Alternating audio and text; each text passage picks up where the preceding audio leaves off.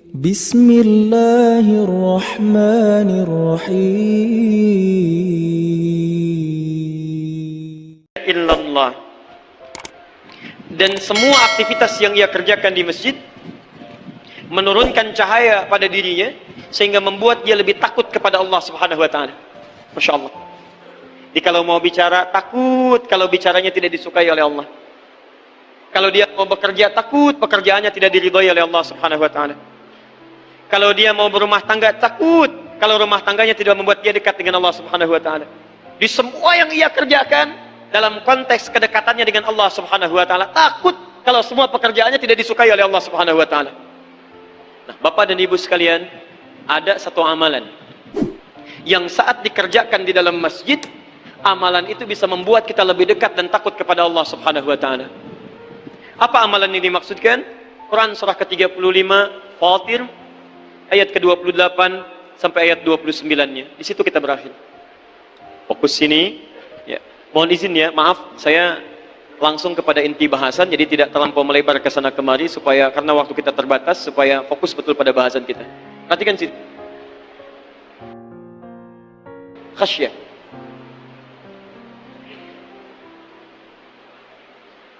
Khasyah, yaitu amalan yang menjadikan kita semakin takut kepada Allah Subhanahu wa taala. Puncak dari ketakutan kepada Allah itu dua. Al-khawf wal raja. Khawf terkait dengan maksiat. Dia takut berbuat maksiat karena tahu Allah sedang mengawasinya. Jadi kalau orang yang mendapatkan cahaya Allah itu ketika mengerjakan sesuatu, dia akan takut segala pekerjaannya tidak disukai oleh Allah. Namanya disebut dengan ihsan. Jadi begitu mengerjakan sesuatu, dia merasa diawasi oleh Allah Subhanahu wa taala. Perhatikan hadis riwayat Muslim di jilid yang pertama, Kitabul Muqaddimah, nomor hadis yang ke-8, posisi paling kiri sebelah atas. Ihsan. Sifat khauf melahirkan sifat ihsan. Perhatikan kata Nabi, orang yang ihsan itu di antara ciri takutnya kepada Allah, an ta'budallaha ka'annaka tarahu fa in lam takun tarahu fa innahu yarak. Maka dia jadikan semua aktivitasnya sebagai ibadah kepada Allah seakan-akan dia merasa diawasi oleh Allah. Sekalipun tidak bisa menatapnya langsung, tapi dia merasakan Allah sedang melihatnya. Perhatikan, orang yang dilihat Allah, yang punya sifat khasyah, beda dengan orang yang merasa dilihat Allah tapi tidak punya sifat khasyah. Saya tanya pada Bapak Ibu sekalian, maaf, sekarang kita merasa dilihat Allah? Yakin didengar Allah? Saya ulang, kalau kita bicara yakin tidak Allah mendengar? Yakin. Yakin Allah melihat? Baik, sekarang perhatikan. Ada orang yang yakin dilihat Allah, tapi perbuatannya tidak menunjukkan bahwa dia sedang merasa dilihat Allah. Kalau ada orang yakin dilihat Allah, maka mustahil tangannya akan menyentuh minuman yang tidak disukai oleh Allah. Di depan Anda ada minuman. Ini minuman yang halal. Di sini misalnya ada bir, ada vodka, ada sake. Orang yang merasa yakin dilihat Allah, tidak mungkin dia menyentuh minuman yang diharamkan Allah Subhanahu wa taala. Yang paling aneh, ada orang yang merasa dilihat Allah tapi bisa menyentuh minuman yang tidak Allah sukai. Ada orang yang merasa didengar Allah tapi mengucapkan kalimat-kalimat yang tidak Allah ridhai. Ada yang gibah, ada yang dusta, ada yang menipu dengan lisannya. Mustahil lisan orang yang punya sifat khasyah kepada Allah, maka dia akan bicara dengan kalimat-kalimat yang Allah sukai. Di kalimatnya ditata, takut kalau Allah tidak suka dengan fatwanya. Takut kalau Allah tidak suka dengan kalimatnya. Jadi begitu ingin mengeluarkan kalimat, dia lihat dulu kira-kira Allah senang tidak dengan kosakata ini, dengan kalimat-kalimat yang akan disampaikan. Sekarang pertanyaannya, lihat, kalau kita ingin beramal mendapatkan sifat takut ini, sehingga muncul sifat ihsan dalam kehidupan, bagaimana caranya?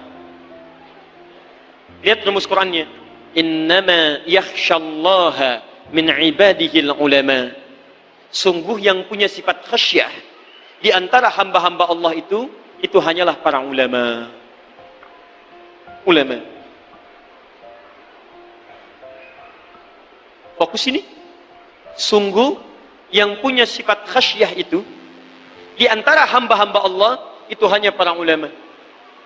Jadi kalau antum ingin belajar bagaimana caranya supaya antum bisa mendapatkan sifat khasyah, kalau berjalan merasa diawasi Allah, Kalau bekerja merasa dilihat Allah, kalau masak merasa diperhatikan Allah, menjadi ibu merasa dilihat Allah, menjadi anak merasa dilihat Allah, maka antum mesti belajar kepada para ulama. Ini poinnya.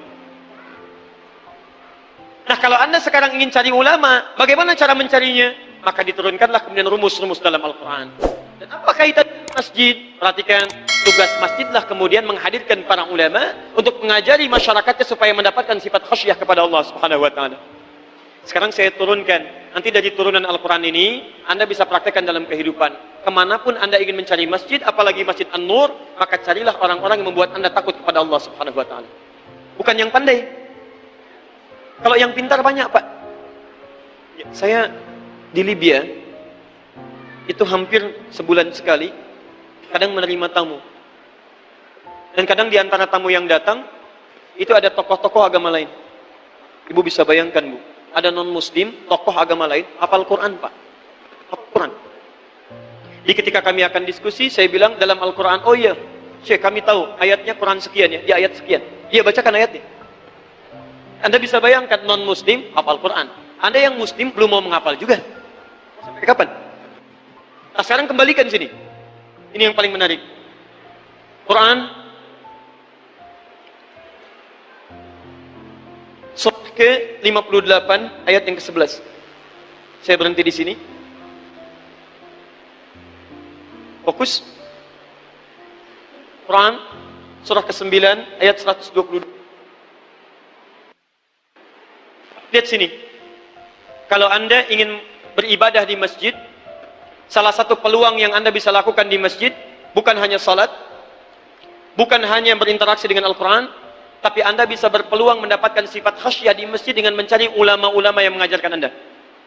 Karena itulah kemudian Nabi SAW saat pertama kali hijrah ke Madinah, begitu sampai di Madinah, yang beliau pertama lakukan adalah membangun masjid, dan sebagian dari sudut masjid itu dijadikan oleh beliau sebagai tempat ta'limnya Nabi SAW. Siapa ulama terbaik di masa Nabi SAW? Tidak ada yang lain kecuali Nabi SAW. Ya. Lihat ini petanya, ini masjid Nabi. Ini raudhah. Sekarang karpet biru, karpet hijau.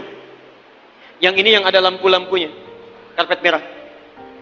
Saya bermohon pada Allah, mudah-mudahan yang belum umrah atau haji, insya Allah disegerakan ya, disegerakan insya Allah. Sekarang perhatikan, nanti kalau ke sana, Bapak dan Ibu bisa belajar supaya lebih meningkatkan iman. Jangan cuma jalan-jalan, sayang. Cari tempat-tempat yang bisa meningkatkan keimanan kita kepada Allah. Nah, ini Masjid Nabawi, ini raudhah. Ini pintu Babus Salam dari sini, ini pintu Bakti. Ini pekuburan Baki, sekarang ini, maaf, ini makamnya Rasulullah SAW, Abu Bakar, kemudian Umar. Nah, dulu waktu pertama kali dibangun, Masjid Nabi, ini kamar Nabi, ini masjid areanya, yang di sebelah sini disebut dengan Ahlus Suffah, area Suffah. Area khusus bagi para penuntut ilmu yang diajari langsung oleh Nabi SAW. Di sini ada sahabat Abu Hurairah, ada Salman Al-Farisi, ada Sulaik Al-Ghatafani, dan sahabat-sahabat yang lainnya. Setelah masjidnya meluas, kemudian diperluas, dipindahkan Ahlus Suffah ke wilayah ini. Kalau sekarang Anda masuk ke Masjid Nabi, ya sebelum yang karpet merah, itu ada wilayah masjid yang atapnya terbuka ke langit. Tidak ada atapnya. Nah, itu dulu namanya Ahlus Suffah, tempat belajarnya orang-orang di masa Nabi SAW. Perhatikan, saking inginnya Nabi mengajarkan sifat khasyah kepada orang yang datang ke masjid, sampai dialokasikan oleh beliau, space di masjid, area di masjid, khusus untuk orang-orang yang ingin belajar mendekat kepada Allah Subhanahu wa ta'ala. Jadi bukan hanya untuk orang yang sholat, untuk orang yang baca Al-Quran, tapi orang-orang yang ingin mendekat kepada Allah sehingga hadir sifat khasyah dalam dirinya. Belajar. Jadi di sini, boleh kita ambil sebagai sunnah di dalam masjid, dihadirkannya majlis-majlis ilmu, yang dengan ilmu itu mendekatkan diri Anda kepada Allah Subhanahu wa ta'ala. Tapi mohon maaf ya, mohon maaf kalau kalimat saya ini kurang menyenangkan. Kata Al-Quran, kemudian berita dari Nabi, jika Anda ingin mencari majlis ilmu pun, orang-orang yang ingin mengajarkan Anda tentang sifat mendekat kepada Allah, maka jangan dicari orang sembarangan, yang dicari adalah ulama. Ini. Apa ciri ulama? Mohon izin, ternyata disebutkan oleh Al-Quran bukan orang yang pintar, tapi orang yang punya sifat ketakutan kepada Allah Subhanahu wa ta'ala, khasyah. Kalau yang pintar banyak, ada yang hafal Quran, ada yang dengan hafal hadis, hafal dengan nomornya, tapi apakah semua apa yang disampaikan membuat Anda dekat dengan Allah? Belum tentu. Saya pun mohon maaf ya, kalau pengajaran saya yang disampaikan kepada Anda tidak membuat Anda lebih dekat dengan Allah Subhanahu wa taala, maka mohon tinggalkan saya. Mohon tinggalkan saya. Ya. Cari ustadz lain yang membuat kita lebih dekat dengan Allah Subhanahu wa taala. Perhatikan kaidahnya. Quran surah 58 ayat yang ke-11. Masih ingat tadi? Ayat masjid dibuka dengan kalimat apa? Iman. Sekarang ayat taklim dibuka dengan kalimat iman. Lihat kalimatnya. Ya ayyuhalladzina amanu. Hei orang-orang yang telah menyatakan dirinya beriman kepada Allah. Idza qila lakum tafassahu fil majalis. Jika dikatakan kepada Anda luaskan majlis. Majlis dari kata jalasa, yajlisu, tempatnya disebut dengan majlis. Apa artinya jalasa? Bukan. Jangan ngarang, ingat. Mengarang hanya dalam pelajaran bahasa Indonesia. Jalasa bukan duduk. Apa artinya jalasa? Bukan wallahu a'lam, bukan, ada artinya. Ya. Baik, lihat. Jalasa asalnya bukan duduk. Asalnya berpindah dari posisi rendah ke posisi tinggi. Di dalam bahasa Arab itu ada dua perpindahan. Yang keduanya diartikan dengan duduk. Ya. Satu qa'ada. Kedua jalasa. Qa'ada yaqudu qu'udan, tempatnya disebut dengan maq'ad. Kalau qa'ada itu pindah dari posisi berdiri tinggi ke posisi rendah. Jadi kalau saya berdiri begini kemudian saya duduk, itu orang Arab fasih menyebutnya dengan qa'ada. Tafaddal uqud au qu'udan, berdiri duduk. Tapi kalau saya katakan Anda tolong pindah dari bawah pindah ke atas, maka orang Arab akan mengatakan tafaddal ijlis julusan. Quran surah keempat An-Nisa ayat 103. Fa idza qadaytumus salata fadhkurullaha qiyaman wa qu'udan. Kalau Anda selesai menunaikan salat ingin berzikir, silahkan. Kalau mau zikir sambil berdiri, boleh. Tidak bisa berdiri, duduk. Ketika menyebutkan dari berdiri ke duduk, Quran tidak menyebutkan julusan, tapi qu'udan, pindah dari tinggi ke rendah. Tapi Masya Allah, ketika menyebutkan kalimat menuntut ilmu, kalimatnya dirubah. Bukan kata qa'ada menjadi maq'ad, tapi kata jalasa menjadi majlis. Kenapa disebut majlis? Ingin memberikan isyarat, kalau Anda belajar ke tempat-tempat menuntut ilmu, cari tempat yang bisa mengangkat Anda dari posisi rendah ke posisi tinggi. Majlis. Apa yang diangkat? Lihat kalimatnya. Yarfa'illahu alladhina amanu walladhina utul ilma darajat. Maka carilah majlis-majlis ilmu yang bisa mengangkat iman Anda, kedekatan Anda dengan Allah Subhanahu wa taala, dan bertambahnya pengetahuan kita di hadapan Allah. Jadi kalau Bapak Ibu ingin belajar, cari ulama-ulama yang bukan cuma mengajarkan hal yang pintar, tapi membuat Anda lebih dekat dengan Allah Subhanahu wa taala. Iman plus ilmu. Siapa orangnya?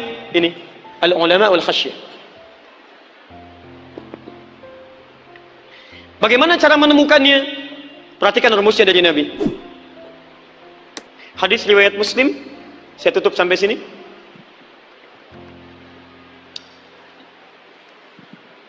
Jilid yang pertama, halaman 119, maaf, nomor hadis yang ke-15, paling kiri sebelah atas di kitabnya. Saya bacakan babnya. Lihat kalimatnya. Babul isnadi minad din. Babul isnad minad din. Bab belajar agama itu berdasarkan isnad. Isnad itu terambil dari kata sanad. Sanad itu silsilah keilmuan yang sampai kepada Nabi sallallahu alaihi wasallam. Jadi kalau si fulan belajar diurutkan sampai ke Nabi. Itu silsilahnya disebut dengan sanad. Pembelajarannya disebut dengan isnad. Kata Imam Muslim, belajar agama pada orang yang punya sanad sampai dengan ke Nabi, pembelajarannya dipastikan benar cara belajarnya, maka orang ini itu menjadi penting untuk kita kaji karena menentukan benarnya dalam beragama kita. Jadi kalau cara belajar Anda salah, maka praktek ibadahnya pun akan keliru. Babul isnadi minad din, bab belajar dengan urutan sanad, itu sama pentingnya dengan mempelajari agama kita. Jadi kalau Anda belajar agamanya benar, maka ibadahnya pun akan benar. Kalau Anda belajar ibadahnya salah, maka ibadahnya pun akan keliru. Karena itu urutan pertama, kata para ulama, jika Anda ingin mencari ulama-ulama yang baik, yang dekat dengan Allah, maka pertama pastikan sanad keilmuannya benar. Dikuatkan oleh keterangan Nabi di hadis riwayat Ibnu Majah nomor hadis 233. Lihat di ujung hadisnya. Innal ulama warathatul anbiya wa innal anbiya la yurithu dinaran wala dirhaman walakinnahum yurithul ilma. Sungguh para ulama itu pewaris para nabi. Dan para nabi tidak mewariskan dinar ataupun dirham, tapi para nabi mewariskan pengetahuan. Kata Nabi, para nabi mewariskan pengetahuan. Nah, pengetahuan ini ketika diwariskan, sampai pada seseorang yang mengajarkan, urutan pengetahuan sampai ke nabi itu yang disebut dengan sanad. Tolong Anda pastikan, jika ada orang-orang yang mengajarkan Anda cirinya bagaimana dia bersanad, maka pembelajarannya tidak akan menyimpang dari ketentuan Nabi sallallahu alaihi wasallam. Contoh, Nabi tidak pernah mengajarkan semua agama sama. Tiba-tiba ada yang mengatakan kepada Anda semua agama sama. Gelarnya kemudian ulama, maka tinggalkan yang demikian, karena orang ini bukan pewaris para nabi. Paham? Baik, Nabi pernah mengajarkan kepada Anda misal salat seperti ini, zakat seperti ini, haji seperti ini. Tiba-tiba ada yang mengatakan kepada Anda salatnya berbeda dengan salatnya Nabi, zakatnya berbeda dengan zakatnya Nabi, hajinya berbeda dengan kalimat Nabi. Maka tinggalkan orang itu, karena dia bukan bagian dari orang-orang yang mewarisi ilmu Nabi. Terakhir, Quran surah 9 ayat 122. Lihat, dibuka dengan kalimat iman. Wa ma kana al-mu'minuna liyanfiru kaffah. Dan tidak semestinya orang-orang beriman sibuk berjuang semua. Falaula nafara min kulli firqatin minhum ta'ifah. Hendaknya ada di antara sekian orang yang sibuk berjuang itu, ada orang-orang yang mau belajar tentang tuntunan agamanya. Fokus, saya akhiri.